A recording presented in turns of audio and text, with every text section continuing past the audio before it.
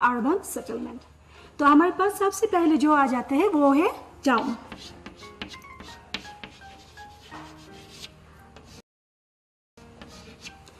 Town town actually इसको ना हम विलेज के साथ कंपेयर कर सकते हैं, ना हम इसको एक सिटी के साथ कंपेयर कर सकते हैं, क्योंकि टाउन में जो पॉपुलेशन साइज जो होते हैं वो ना विलेज को कंपेयर कर सकते हैं, ना वो सिटी को कम कर सकते हैं। तो इसी की वजह से टाउन में कुछ स्पेसिफिक यहाँ पे फंक्शन हमें दिखाई देते हैं।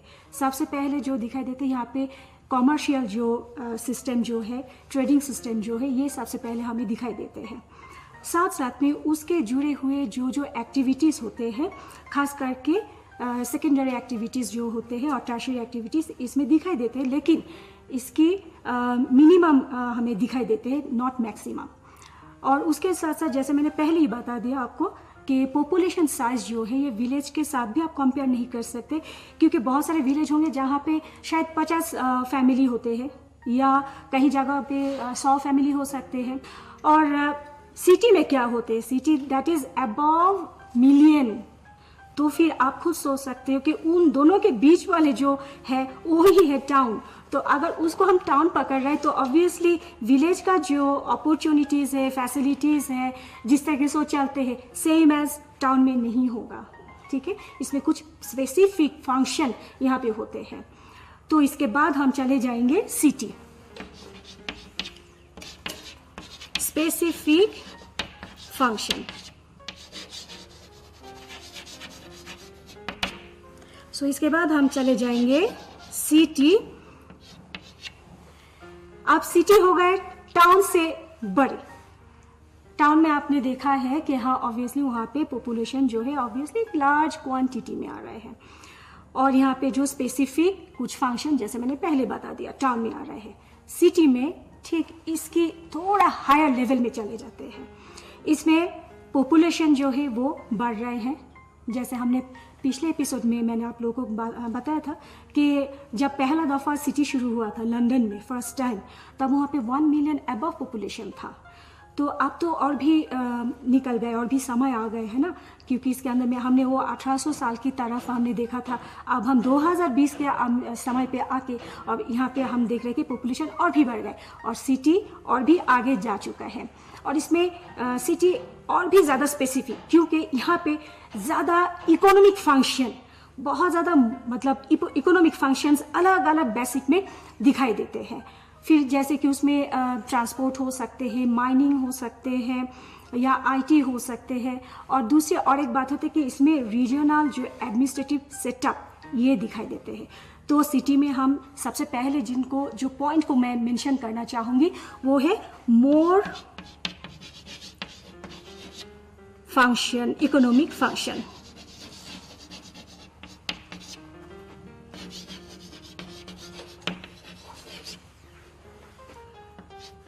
और सेकेंडली जैसे मैंने आपको बताया कि इसमें जैसे ट्रांसपोर्ट, जैसे माइनिंग जैसे जो है, ये इस एरिया में सबसे ज़्यादा और भी मतलब स्पेसिफिकली कम करते हैं।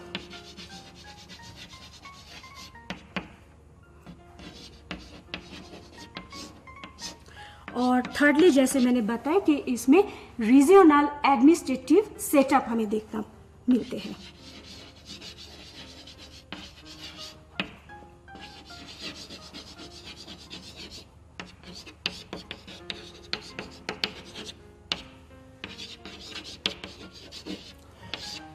जब मैं ये सिटी को देखने के लिए जाती हूँ, उसके लिए पढ़ने के लिए जाती हूँ कि इसकी अर्बन सेटलमेंट कैसे है, कैसा किस तरीके से शुरू हुआ, तो मुझे सबसे पहले अमेरिकन सोशियोलॉजिस्ट, या मैं उनको बताऊंगी आपके सामने, वो बहुत बड़े एक अर्बन सेटलमेंट प्लानर थे।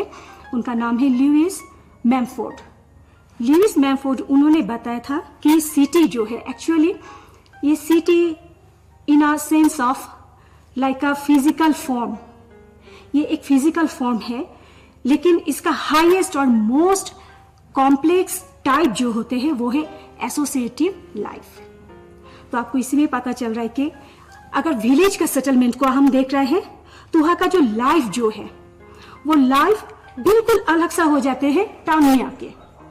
और जब टाउन से ये लाइफ सिटी में पहुंचते हैं वो associative life with highest most complex type. तो आप खुद समझ सकते हो कि सिटी में आने के बाद ही एक एक स्टेप हम क्या कर रहे हैं, आगे बढ़ रहे हैं, है ना, हायर में हम जा रहे हैं। तो ये सिटी में जैसे कि एक तो पॉपुलेशन तो हमारी आ ही रहे हैं, कम से कम मिलियन अबव आ रहे हैं। सेकेंडली हमारे पास जो आ रहा है कि इसकी जो फंक्शन जो है, इकोनॉमिक फंक्शन जो है वो आगे बढ़ रहा है और भी स्टेप बढ़ आगे जा रहा है और लार्ज क्वांटिटी में आ रहे हैं। और तीसरे में हम और भी देख रहे हैं कि इसमें जैसे ट्रांसपोर्ट जैसी या माइनिंग जैसी या ऐसे बड़े बड़े जो प्रोग्राम जो होते हैं वो सारे यहाँ पे सेटअप हो जाते हैं। फिर उसके बाद हम देख रहे हैं कि यहाँ पे हर एक रीजनल एडमिनिस्ट्रेटिव सेटअप हमें दिखाई दे रहे हैं। इसके बाद हम चले जाएंगे कोनर्वेशन।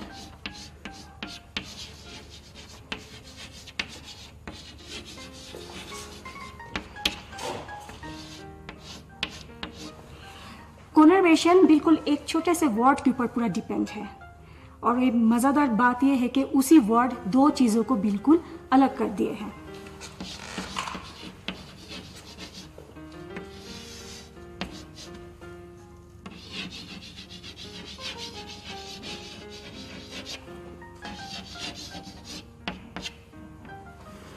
तो आप खुद देख पा रहे हो कि टाउन जब डेवलप्ड होके चले जाते हैं, सिटी पे पहुंच जाते हैं, ये डेवलप्ड वर्ड एक्चुअली ये कोनर्वेशन को रिप्रेजेंट कर रहे हैं। बात ये होती है कि टाउन में हमने अभी थोड़ा देर पहले हमने देखा था कि टाउन में कुछ फंक्शन हो रहे हैं, इकोनॉमिक फंक्शन है, कुछ स्पेसिफिक हो रहा है सब कुछ, और जब इसको लार्ज में हम लार्ज स्टेप पे हम लेके जा रहे हैं तो वो चले जाते हैं सिटी पे। वो लार्ज स्टेप है आपकी ये डेवलप्ड। जब वो डेवलप कर रहे हैं, आपने हर एक फंक्शंस में वो डेवलप कर रहे हैं, तो तब जाके वो बन जाते हैं सिटी। और ये डेवलप वर्ड ही एक्चुअली कोनर्वेशन को कर रहे हैं represent.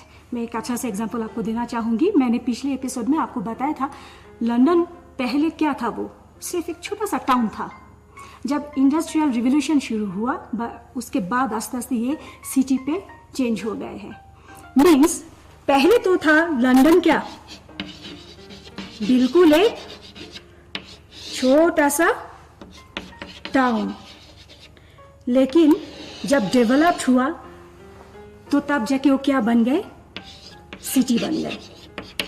So London is the best example for कोनर्वेशन।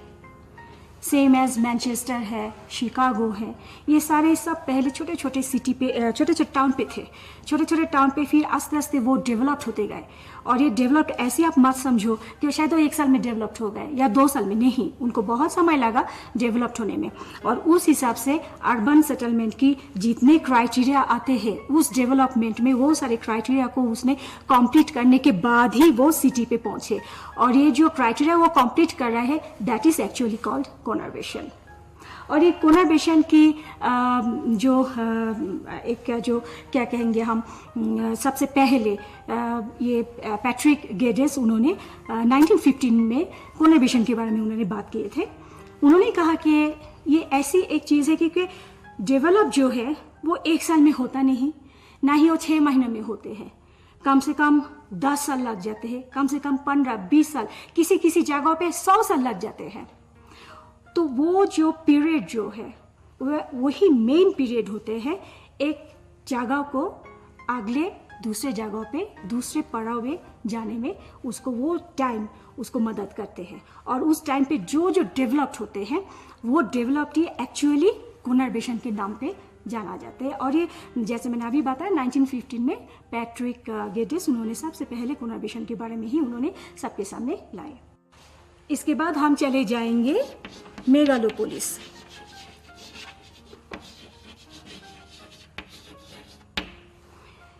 Megalopolis ये एक हम बोल सकते हैं कि ये एक सुपर मेट्रोपॉलिटन एरिया है। और ये सुपर मेट्रोपॉलिटन एरिया को सबसे पहले जीन गॉटमैन, जिन्होंने 1957 में सबके सामने ये मेगालोपोलिस वर्ड को उन्होंने सामने लाए थे। और उनकी भाषा में कहा जाता है कि ये megalopolis, it is the union of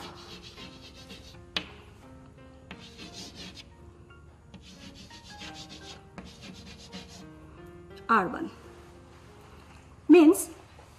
urban area अगर इतने से है, इतने जगह पे आप सोच लें एक अर्बन एरिया है, लेकिन यूनियन करते मीन्स इसके आसपास का जो है उनको भी वो आस्ते आस्ते शामिल करते हैं। उसके बाद इतने से उन्होंने ले लिए हैं, अपने अर्बन सेटलमेंट में वो ले लिए हैं। उसके बाद फिर और भी अगर है वो आस्ते आस्ते अपने जगह को बढ़ाते जाते हैं।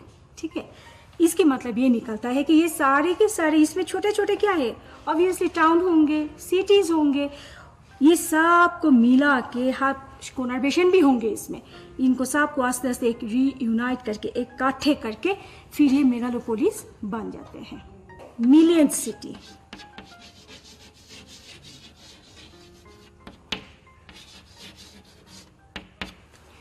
मिलियन सिटी नॉर्मली हम तो यही कहते हैं कि हाँ 1 मिलियन पॉपुलेशन साइज जो जो एरिया में होंगे that's actually called million city. लेकिन आज क्या हुआ, आज के समय पे ये मिलियन सिटी बढ़ गए और भी ज़्यादा। हमने इससे पहले एक दफ़ा आप लोगों को मैंने बताया था कि मिलियन सिटी जब लंदन में फर्स्ट लंदन जब आए थे एज अ मिलियन सिटी, लेकिन उसके बाद ये मिलियन सिटी सिर्फ लंदन में नहीं रहा, आस्ते आस्ते वो आगे जाते गए और भी सिटीज़ बढ़ते गए और भी सिटीज़ बढ़ते गए। अब तो ऐसे है कि मिलियन सिटी 1 मिलियन की पॉपुलेशन में नहीं रहा, बल्कि बहुत सारे जगह पे उससे ज़्यादा है। जैसे आपको मैं एग्जांपल के तौर पर बताऊंगी, टोक्यो जहाँ पे 34.5 मिलियन पॉपुलेशन है। आप सोच सकते हैं टोक्यो कितना छोटा सा एक सिटी है, या अब हम तो उसको बोलेंगे मिलियन सिटी, है ना। कहाँ पे 1 मिलियन के बारे में हम बात कर रहे हैं, लेकिन ये 2012 की जो हमारी सर्वे है उस सर्वे हमें पता चला कि टोक्यो में 34.5 million people are there. Tokyo जब एक समय पे सिटी के नाम पे जाना जाता था, अब वो एक मिलियन सिटी के नाम पे जाना जाता है, जहाँ पे हम पहले दफ़ा 1 मिलियन पॉपुलेशन के बारे में बात कर रहे थे। लेकिन आप खुद देखो 2012 ये जो सर्वे जो है ये 2012 की सर्वे है, उस सर्वे बताया जा रहा है कि टोक्यो में 34.5 मिलियन पॉपुलेशन। और आपको क्या लगता है कि इसमें जो है सिर्फ अर्बन सेटलमेंट ही है? नहीं, यहाँ पे रूरल सेटलमेंट भी जोड़ा हुआ है, जो आसपास में जो है वो सारे इसके साथ भी जोड़ा हुआ है। दूसरी ये बात है कि यहाँ पे अर्बन सेटलमेंट की हर एक क्राइटेरिया यहाँ पे है। जैसे हमने पहले बताया कि हर एक इकोनॉमिकल जो फंक्शन जो होते हैं वो भी यहाँ पे है, हर एक एम्यूनिटीज़, फैसिलिटीज़, एवरीथिंग सब कुछ यहीं पर ही है। इवन टोक्यो का बहुत सारे एरिया है जहाँ पे इंडस्ट्रियल एरिया भी आपको दिखाई देंगे। तो ये तो हमारे सिर्फ टोक्यो के बारे में हम बात कर रहे हैं। आपको दिल्ली के बारे में अगर शायद पता नहीं हो तो मैं बता दूंगी कि हमारी 2012 की सर्वे के मुताबिक दिल्ली में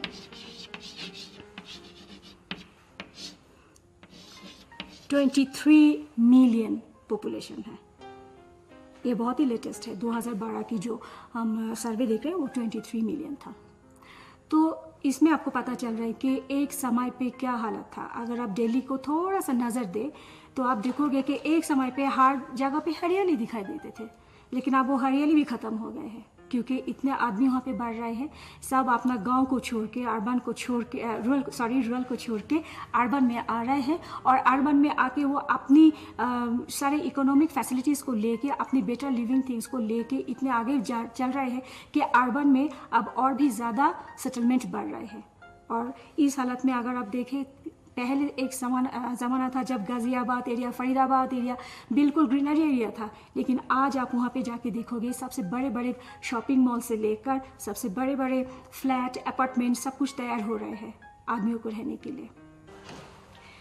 अभी हम जब मिलियन सिटी के बारे में बात कर रहे हैं, अब मैं आपको 2005 का एक छोटा सा सर्वे दिखाऊंगी कि 2005 में जो सर्वे किया गए थे उसके हिसाब से अर्ली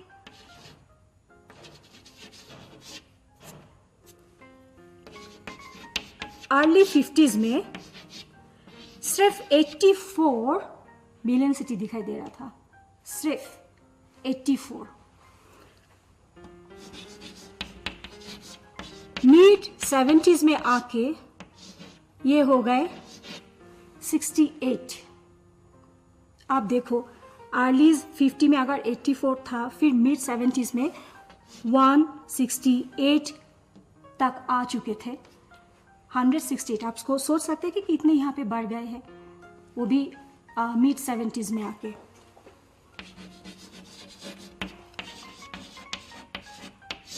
और मिड 2000 में आप सोचिए मिड 2000 में क्या बना, क्या हालत बन गए।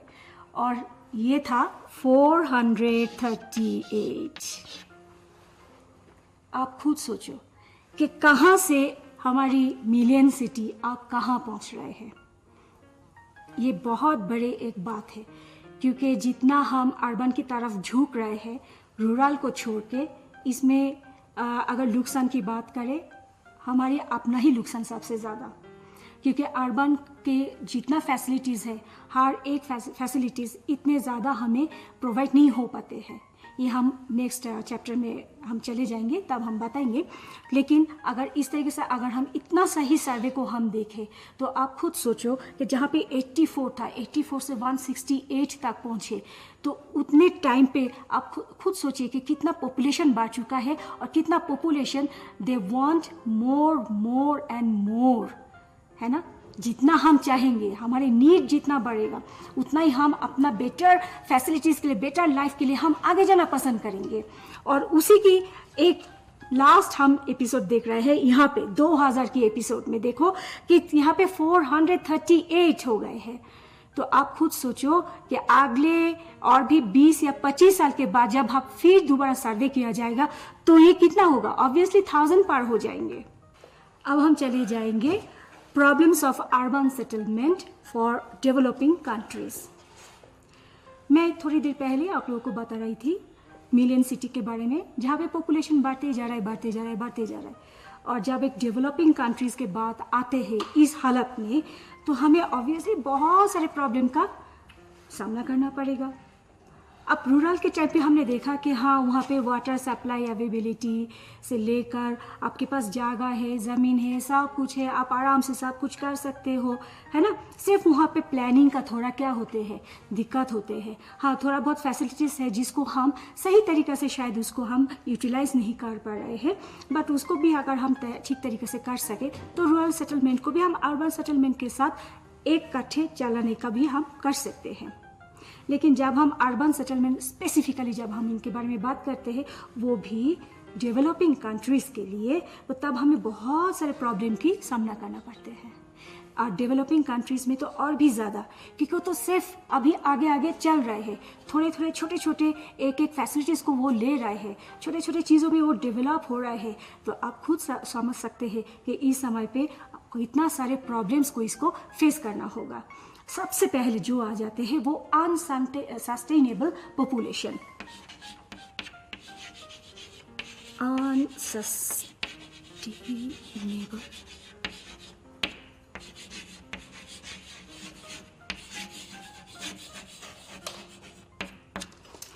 अनसस्टेनेबल पॉपुलेशन, इसकी मतलब है पॉपुलेशन तो एक जगह पे रुका ही नहीं, है ना। ये बिल्कुल रुका ही नहीं, वो अनसस्टेन, वो चल रहा है बिल्कुल एक जगह पे। ऐसा तो नहीं कि 1 मिलियन में हो रुक गए हैं, नहीं।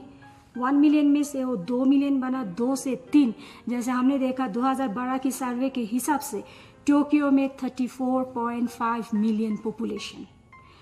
आप खुद सोचो, आज 2012 में हमने 34.5 देखा है, 2020 में ये 36 में जा चुके होंगे, है कि नहीं, या 40 तक जा चुके होंगे।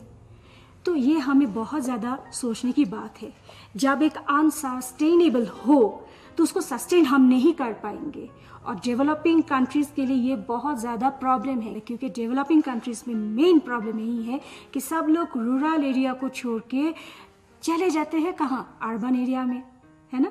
जैसे हम क्या करते हैं, आप लद्दाख के बारे में आप सोचो, लेह के बारे में सोचो। हम लोग गाँव वाले, जो लोग हम गाँव में रहते हैं, लेकिन हम सोचते नहीं मुझे बेटर फैसिलिटीज़ चाहिए, मुझे बहुत अच्छे स्कूल चाहिए, मेरे घर के सामने एक बड़ा हॉस्पिटल होना चाहिए, मेरा हर एक ऑफिशियल काम करने के लिए मेरे सारे एडमिनिस्ट्रेटिव सेटअप मेरा घर के सामने होना चाहिए। तो हम क्या करते हैं, अपने गांव को छोड़ देते हैं और हम कहाँ, सिटी या लेह में आके घर बना के बैठ जाते हैं। यही बहुत बड़ा गलती हम तो कर ही रहे हैं, लेकिन साथ साथ में डेवलपिंग कंट्रीज का हमारी वजह से ही यही गलती आगे जा रहे हैं। तो ये सस्टेनेबल जो पॉपुलेशन जो है, जब तक ये सस्टेन ना हो तो तब तक हम डेवलपमेंट कंट्रीज में ये सारे प्रॉब्लम आते जाएगा। हम लोग रूरल को छोड़ेंगे, अर्बन की तरफ झुकते रहेंगे। उसके बाद दूसरे जो हमारी पॉइंट्स आ जाते हैं,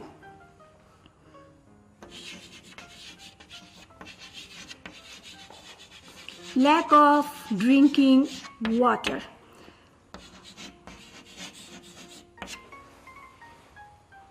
बिल्कुल पानी की सप्लाई ही ठीक से नहीं होते हैं डेवलपिंग कंट्रीज में। क्यों? या सही तरीका से यहाँ पे कोई भी प्लानिंग नहीं होते हैं। जैसे मैंने पहले ही बताया, कोई एक चीज़ को डेवलप करने के लिए ऐसा नहीं कि आपको 6 महीने में हो जाते हैं, सालों में हो जाते हैं।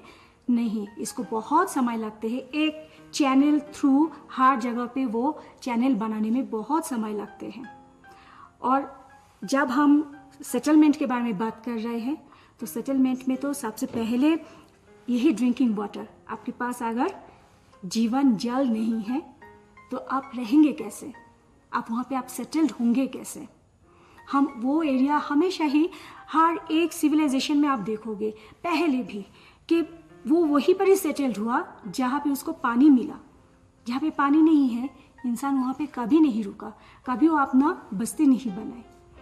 तो अर्बन सेटलमेंट पे खास करके डेवलपिंग कंट्रीज में हमें सबसे पहले ये प्रॉब्लम दिखाई देते हैं कि लैक ऑफ ड्रिंकिंग वाटर, क्योंकि अच्छी तरीक़े से इसकी प्लान्ड चैनल नहीं होते हैं, जिसके वजह से ड्रिंकिंग वाटर का सप्लाई जो है बिल्कुल यहाँ पे दिखाई नहीं देते। आप खुद ही देख सकते हो। मैं तो मेरा अपने जगह का ही सबसे ज़्यादा एग्जांपल देना चाहूँगी। जैसे कि हमारे यहाँ पे अभी भी पानी का टैंकर चलते हैं, है ना। आपके घर तक भी वो टैंकर पहुँचते हैं पानी देने के लिए। आपके पास पाइप का जो पानी जो आते हैं, जो नॉर्मल जो चैनल होना चाहिए, वो आपके पास क्यों नहीं है? क्योंकि अभी भी हम डेवलप्ड हो रहे हैं, अभी भी हम डेवलपिंग स्टेज पर है ना। नहीं तो क्या होता, आज अगर हम फुल्ली डेवलप्ड हो जाते तो हमारे पास पानी का पाइप होते, हम पाइप से आराम से पानी ले सकते थे। लेकिन नहीं, हम ऐसा नहीं हालत में नहीं है। हमारे पास पानी का टैंकर आते हैं, टाइम टू टाइम आते हैं। हम बाल्टी या अपना जो सामान होते हैं हम भर भर के पानी रख देते हैं, और उतना सा ही हम कंजूसी के साथ पानी का इस्तेमाल करते हैं, है कि नहीं? क्योंकि हम सोचते हैं कि नहीं, ये आज के लिए for the 24 hours we have this water, so we have to consume this only for the 24 hours, not more than that, है ना। क्योंकि इसके बाद आपको नेक्स्ट 24 आवर्स के लिए फिर फ्रेश पानी आपके पास पहुंचेगा, वो भी टैंकर थ्रू। फिर आप उसको भरोगे, फिर उसके साथ आपका अपना जो डोमेस्टिक पर्पस का जो काम जो होंगे वो सारे आप फिलअप करोगे। तो ये प्रॉब्लम, ये फैसिलिटीज़ जो है डेवलपिंग कंट्रीज़ में बहुत ज़्यादा लैक है। ये भी सोचने की बात है। एकदम से आंख बंद करके हमें अपनी जगह को छोड़ के जाना नहीं चाहिए जब तक वो जगह आपके लिए, आपकी सेटलमेंट के लिए सही ना हो। इसके बाद हम आ जाएंगे लैक ऑफ इंफ्रास्ट्रक्चर।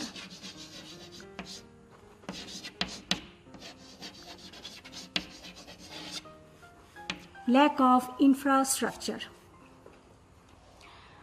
जैसे कि आप सेटलमेंट तो अच्छा ठीक है, हम यहाँ पे घर बना लिया, हम सब लोग यहाँ पे रहते हैं, ये सिटी है या जो भी है, लेकिन इसमें सबसे बड़े कुछ चीज़ आ जाते हैं जिसमें हमें उसके क्या कहते हैं, हम उसकी कमी महसूस करते हैं।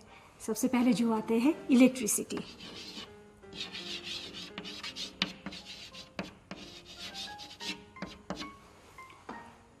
आपको शायद याद होगा, या शायद आप लोग तब, शायद आपने तब, आपका शायद जन्म भी नहीं होंगे। एक समय था जब ले में रात 11 बजे के बाद लाइट ऑफ हो जाता था और सुबह से कोई लाइट नहीं होता था। फिर शाम की 6 बजे लाइट आते थे, रात 11 बजे तक लाइट होता था, फिर वो लाइट ऑफ हो जाते थे। क्यों? हम तो सिटी में बैठे हुए हैं, उसके बावजूद भी इसकी कमी था। हमारे पास ऐसी कुछ भी नहीं था उस समय पे जिसमें हम उस इलेक्ट्रिसिटी को 24 आवर्स हम ले सके। हमें सिर्फ 4 या 5 घंटे के लिए वो इलेक्ट्रिसिटी हमें मिलते थे। ऐसे हर एक डेवलपिंग एरियाज़ में ये प्रॉब्लम को आपको फेस करना ही होगा, क्योंकि हमारे पास वो रिसोर्स नहीं होते। जो रिसोर्स को हम आगे बढ़ा सके, उसके साथ हम हमारी फैसिलिटीज़ को आगे बढ़ा सके। उसके बाद हम चले जाएंगे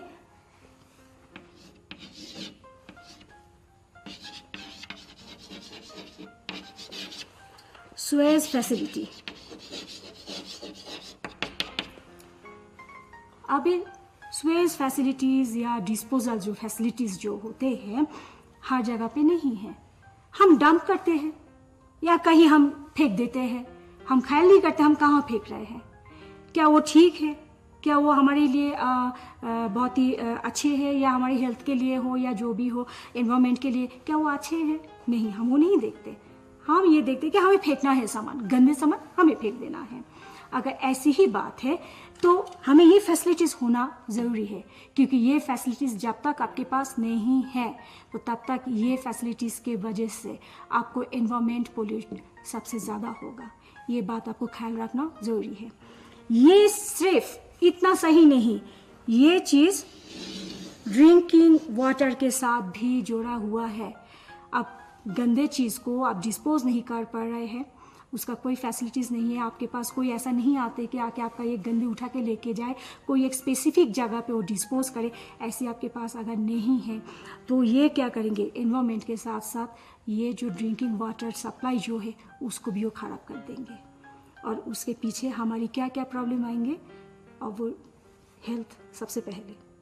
हम अलग अलग डिजीज़ में हम फेस करना पड़ेगा, अलग अलग डिजीज़ हमें होंगे, खास करके वाटर बॉर्न जो डिजीज़ होते हैं वो वाटर बॉर्न डिजीज़ में हमें जाना पड़ेगा, है ना। फिर उसके बाद आस्ते आस्ते जो एयर बॉर्न डिजीज़ होते हैं वो शुरू होंगे। तो ये सारे चीज़ को हमें ख्याल करना बहुत ज़्यादा ज़रूरी है। तो आज हम इतना सा ही देखेंगे। नेक्स्ट एपिसोड में इसके साथ और भी कुछ नया प्रॉब्लम्स को लेके मैं आपके सामने हाजिर हो जाऊंगी। तब तक के लिए जुड़े।